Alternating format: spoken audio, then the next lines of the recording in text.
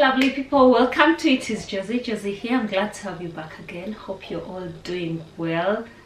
I am well myself, enjoying the brilliant weather. As you can see outside, it's quite warm in the UK right now. There's a heat wave of some sort, but this is a tropical girl.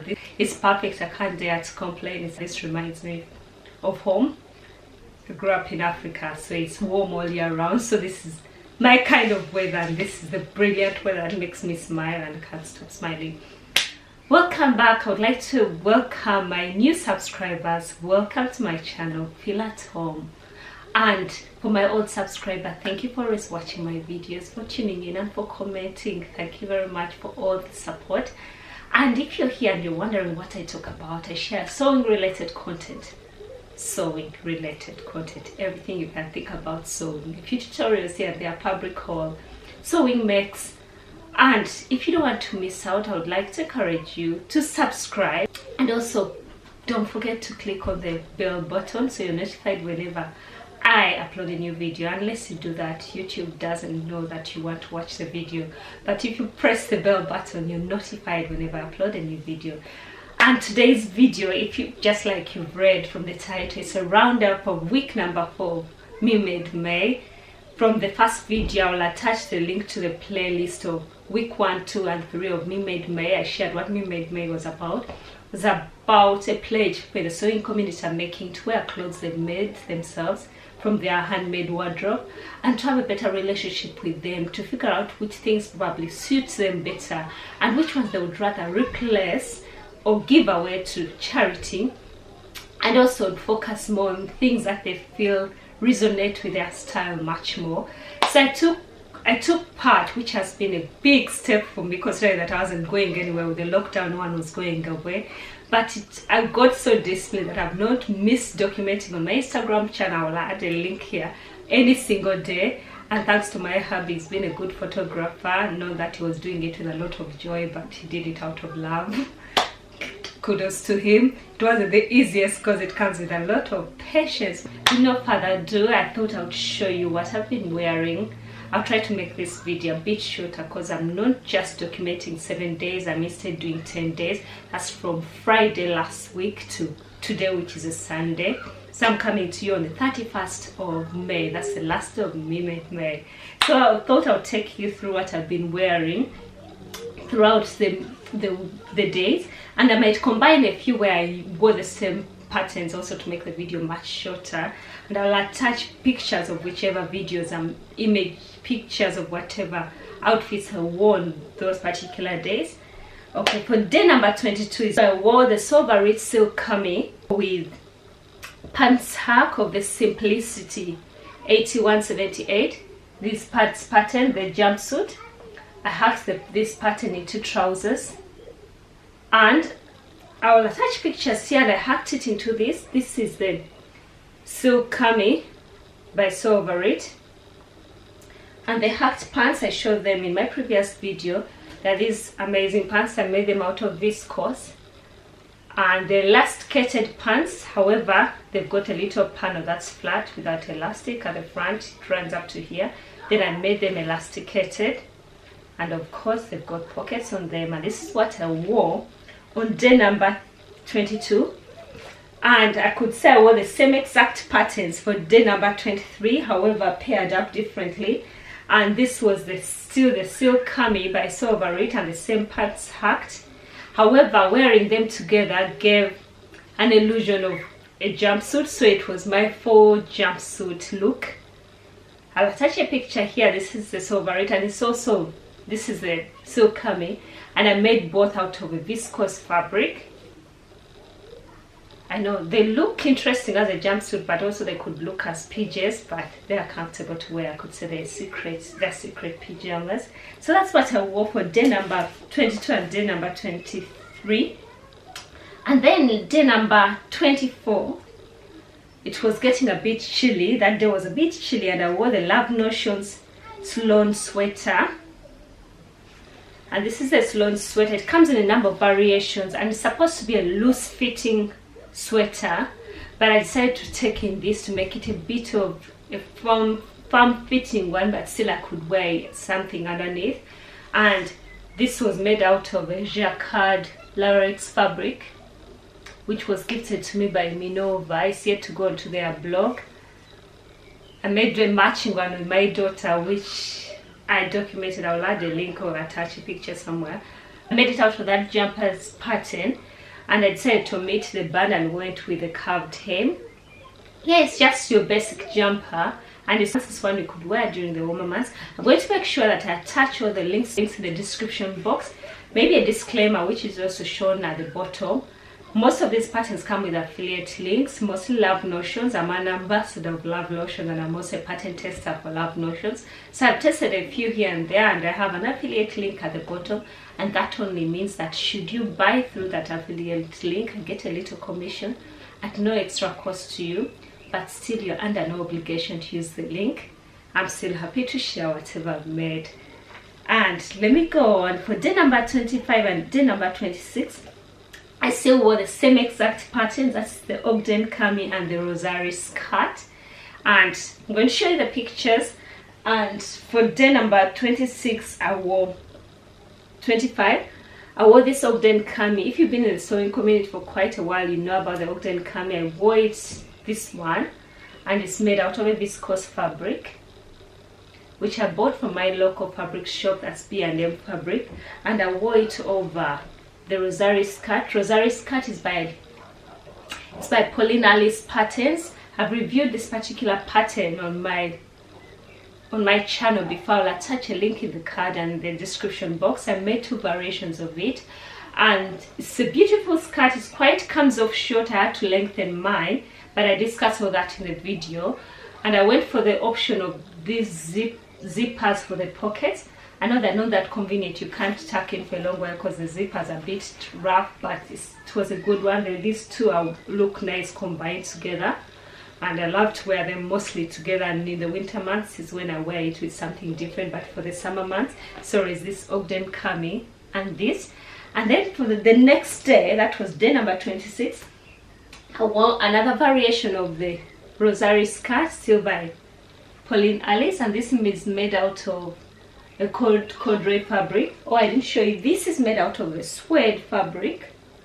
I could call it suede. It's not velvet. It's suede because it doesn't have much of them. I've forgotten what they call them, but yeah, you know what I'm talking about. And I wore it over this on day number 26. I went with a corduroy version, and it has pockets, rounded pockets, which are lined with amazing lining. And I mostly wear this with this Ogden Cami.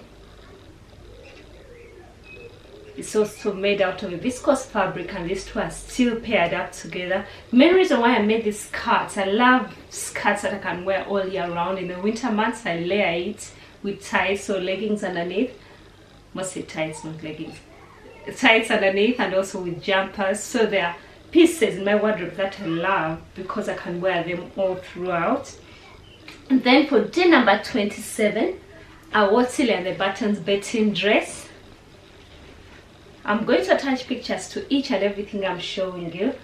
And I could say this is one of the pieces I made when I just gotten back into serious dressmaking. That was 3 years ago. I remember that was my first introduction to PDF patterns. I'd seen the big fours, and I'd had hit and misses over time, every time I made an outfit. But I could still wear them with pride because I was like, this is something I've made myself regardless of the faults it has. It's now that I know better that I look back and I'm like, oh, that was awful. But I still got compliments because I would tell people I made my own clothes. And it was just exciting that you can make your own dress and wear it out. So this is one of those pieces I made following instructions, and I was like, oh, sewing is not so bad after all. So it's one of those dresses that reminds me of when I'd gotten back into sewing. And yeah, I must wear it during the summer months because there's no way I'm going to wear cotton poplin in the cold weather. And this was made out of a cotton poplin fabric. I'm yet to make another of this, but I'll make a few variations to it. But most of the variations I've made, alterations I've made to most of my patterns, I tend to lengthen them. So should you see them in the pictures, most of my clothes are lengthened a bit because my thigh bone is proportionally longer than the rest of the body. I know there's a good balance and most people have. Mine is quite, most of my length, most of my height lies within my thigh bone, so I end up lengthening most of my clothes so that they come just above the knees. So that was day number 27. And day number 28, I wore the Megan Nielsen Flint pants. If you've been to my channel for a while, I recently reviewed this pattern. I took you through the making of it, the alterations I made, the sway back adjustment, the fitting. So if you're interested, I'm going to attach a link in the cards here. I'm not sure whether it's here or here, but in the cards somewhere here. And also a link in the description box of the video where I review this pattern. And this is the Megan Nielsen Flint pants. I love them. I love the fabric I made them out of. And one alteration I made, I took out the front darts, pleats. There were pleats, not darts, and there are tutorials on Megan Nielsen's side. And this was made out of this gorgeous cotton satin fabric, which was gifted to me by Fabrics for All as a part of their bloggers team. As a member of their bloggers team, some gifted fabric in exchange for a blog post. And I was skeptical about the fabric, the weight of the fabric, but it flatters the pants so well because they keep a structure to them. And I paired this with the ready-to-wear black top because it's the only thing that could match up with it in my wardrobe. And yeah, and this is what I wore on day number 28. I'm going to attach pictures to each and everything I'm showing you. Then for day number 29, I wore the Love Notions Vivanci Dolman top. And here it is. I showed it in my April and March sewing videos. And this top comes in 3 variations. It comes in a top shirt version, tunic length, and a dress. And the pattern is drafted for both knits and woven fabrics. And if you're going for any of them, you need a more drapey fabric like a viscose. So this is a viscose crop fabric I bought from my local fabric shop, B&M Fabric. How I've missed going fabric shopping, but I'm glad the shops will be opening soon around the 15th of June, and I hope I'll be able to contain myself once the lockdown is lifted for some non-essential shops. I don't know who tells those people that fabric shops are not essentials to some of us. Let me know whether I think those should have been included within the essential shops. Yeah, and I made this particular top. I'll attach a link to it. I've not reviewed it. I was hoping to make another version, probably in a dress, and I'll review them together to show you what the pattern is all about. Yeah, and I'll attach a link to the bottom.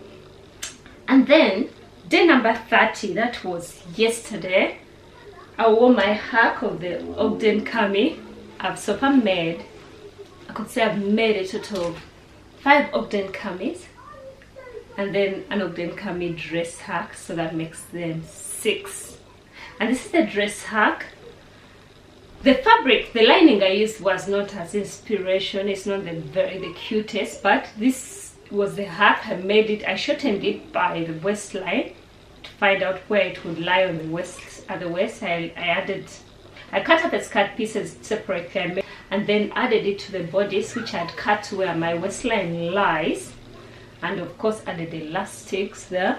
And I also added a flounce because I wanted it to be a midi dress and I just didn't want it to fall straight, and I knew the flounce or the ruffle would add some drama to the dress. So I enjoyed wearing it yesterday, and this was the very first fabric that was gifted to me by Minova when I just joined their bloggers team. And I love the dress, but something about it doesn't make me so happy because the fabric is, I think it was a Georgette fabric if I'm not mistaken. It's quite lightweight, so I needed to line it. However, the only lining I had on me was your ordinary polycotton lining, so it's quite heavier weight compared to the fabric, so it makes the dress a bit stiff, but it doesn't feel so nice. Probably in the future I might change up the skirt piece and give it a lighter lining. However, all in all, I liked the hack. It came out nicely, apart from a few issues I think with the lining, but other than that, it's a hack I would undertake again. And this is what I wore on day number 30. Today is day number 31 and it's actually fresh off the machine. I completed it yesterday. I'm wearing the Frankie tee. On my Instagram, the last day I've documented it, twinning with my daughter. I also made a one with Jali Nico pattern. That's a regular tee pattern for both boys and men, but it can really be worn by even the ladies, because it has got a curved hem which is more flattering for the ladies. So I've made my daughter a few of those tops, so we matched up in this. I'll try to attach a picture of both of us matching. She loves matching with me and I also love matching with her. So for now, while it still allows and while she's still okay with it, we shall continue matching because she still thinks I'm so cool. I don't know where she gets that from, but I guess moms are supposed to be cool until kids turn into teenagers and they realize no, they've been lied to all their lives. And that's a complete roundup of what I've worn throughout Handmade May. I'm actually proud to say I've not had any single repeats, and I had a few clothes I couldn't wear because of the weather. It got so warm, and probably lessons I'm learning here. And right now I'm wearing it over my ready to wear blue jeans, and most of the tops I've shown you I was wearing them over ready to wear jeans. So this is highlighting the few gaps in my wardrobe. At least one of the gaps I know I need to dip my toes into jeans making. I know it can seem a bit petrifying and scary, but unless you step in there, you can never know what you can do. And just like the same mindset I had about making my very first coat, you see the same kind of stitches, straight stitches you'll be putting together when you're making jeans. However, with it comes with a few complications of fitting trousers, but you can never improve unless you step in there. So at least that's one challenge I'm setting out for myself, and hopefully this time next year I'll have ventured into jeans making, and I'll probably have a few pairs of ready to wear of me made jeans. And then another issue I realized that every time I make, I don't know, you could tell me what you all do when you're making a separate piece, probably pants or skirts or tops. Do you sit back and think about also what you plan to wear that piece with, like another item you'll be matching up with? I realize I get excited. I'm like, oh, I need to make these trousers, and rarely do I make plain trousers, just like you've seen my plain pants. Then I have to go look through my wardrobe to look for a top that could match up, and most likely it's a ready to wear top. And I'm on this road whereby I'm actually stopping myself from buying clothes and no longer buy clothes from the store unless I'm going for items that I know I can't make, like a jumper, sweaters. If you are in the US, those are items I can't make that I'm happy to buy from the store. But other than that, when I'm making trousers, most times I never think about like what I could match it with, or some skirts. I never think about what in my wardrobe can better match with it. Is that something you do yourselves? So right now I think that's a challenge I have, is that whenever I decide to make a separate, at the back of my mind I should also consider a piece of my wardrobe that could match up with it, or I sew up something with that. And also I realized I just needed more t-shirts in my wardrobe, because just like I realized a basic black t-shirt, I didn't have one of those. So right now actually my new overlocker is in shock because it's sewing loads of t-shirts, mostly for myself and a few for my daughter, which is exciting. And honestly, I think it's been a good discipline. I didn't think I had clothes enough in my wardrobe, made clothes that would take me through the month, but I've actually been shocked.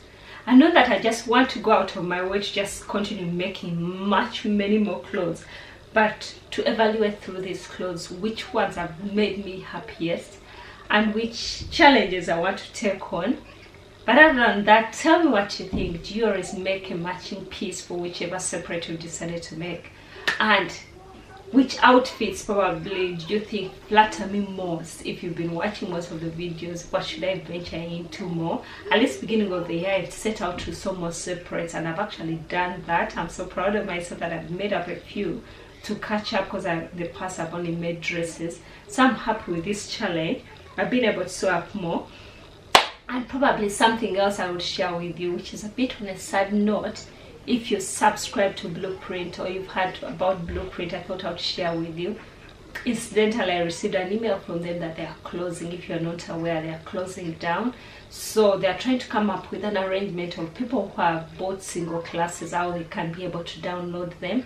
And unfortunately, I don't think this video will go up pretty enough, but today, the 31st of May, is the last day you can buy any classes from them.